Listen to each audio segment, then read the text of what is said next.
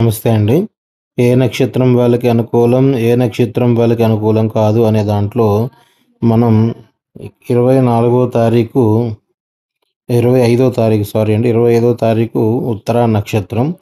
ఉత్తరా నక్షత్రం రోజున ఎవరు ఎలాంటి పనులు ప్రారంభించవచ్చు, ఎవరికి పనులు ప్రారంభించకూడదు అనేది ఇక్కడ తెలియజేస్తాను.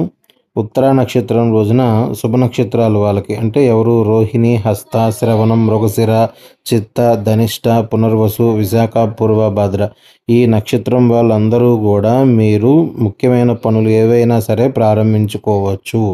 ఈ రోజున ప్రారంభిస్తే ఎంతో శుభకరంగా అవి పూర్తవటానికి అవకాశం ఉంటుంది.